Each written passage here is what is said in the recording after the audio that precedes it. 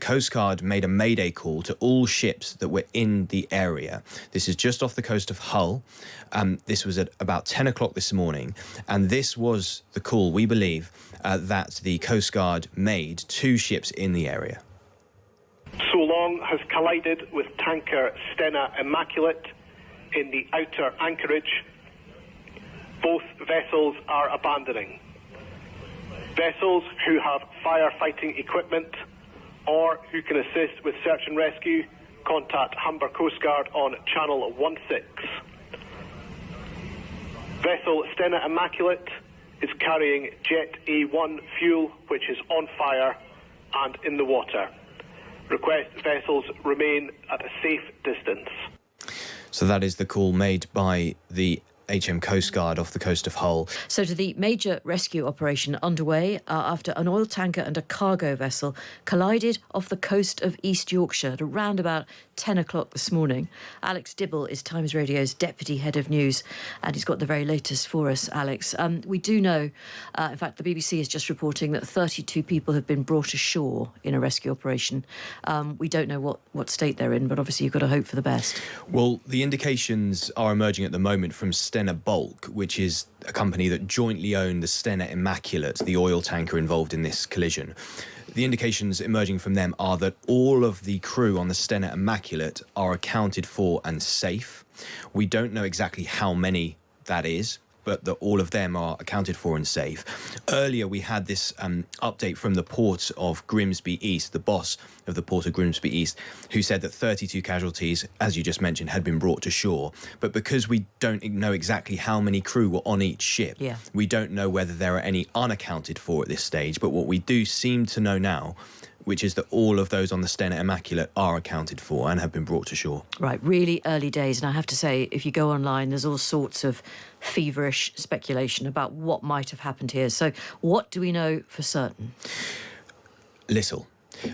We know that the visibility in this area hasn't been fantastic today, but it's been pointed out by maritime specialists that these ships should have been able to see each other from 10 miles away, and because of the radar systems on them, they should have known of each other's presence from 24 miles away.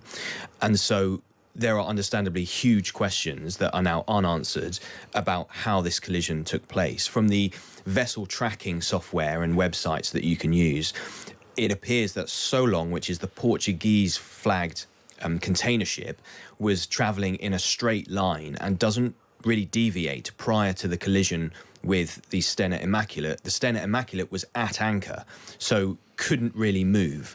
And again, I think you heard in the news bulletin there, the point being made that just to draw up the anchor would take about an hour. Yeah, and that was a fact. That, I mean, those of us with little experience in this area, I had no idea it took so long to become, to go to sea again when you're at anchor. No idea at all.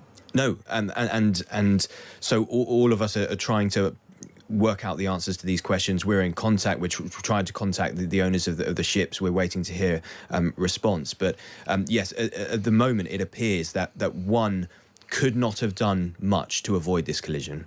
Right, and we need to be clear about this. It was a US-flagged ship, the Stena Immaculate, which was at anchor, and the cargo ship, the container ship, was Portuguese-flagged.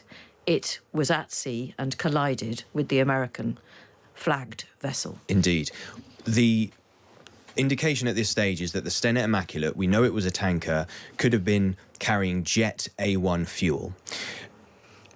At the point that the Coast Guard had the incident reported to it, the Coast Guard made a mayday call to all ships that were in the area. This is just off the coast of Hull. This was at about 10 o'clock this morning, and this was the call, we believe, that the Coast Guard made to ships in the area. So Long has collided with tanker Stena Immaculate in the outer anchorage. Both vessels are abandoning. Vessels who have firefighting equipment or who can assist with search and rescue, contact Humber Coast Guard on channel 16. Vessel Stena Immaculate is carrying Jet A1 fuel, which is on fire and in the water. Request vessels remain at a safe distance. So that is the call made by the HM Coast Guard off the coast of Hull. And indeed, what you see when you look at the vessel tracking is a number of vessels then immediately go to the scene of this incident. And that remains the case, keeping it at a safe distance, as you heard there. We have had a statement as well in the last hour from the Transport Secretary, Heidi Alexander, who says that she is concerned to hear of the collision between the two vessels in the North Sea, that she's liaising with officials and the Coast Guard, and she's thanked all the emergency service workers involved for their continued efforts in responding to this incident. Yeah, some fantastic displays of real courage there from the RNLI. I imagine going out to, I mean, if everybody will have seen the images, I'm sure most people listening will have seen them. Absolutely. I mean, it's just all you can see is smoke, a few flames, but actually it's very, very, well, it's remarkable to me that anybody got out of there, and they must have got out with incredible speed on the lifeboats.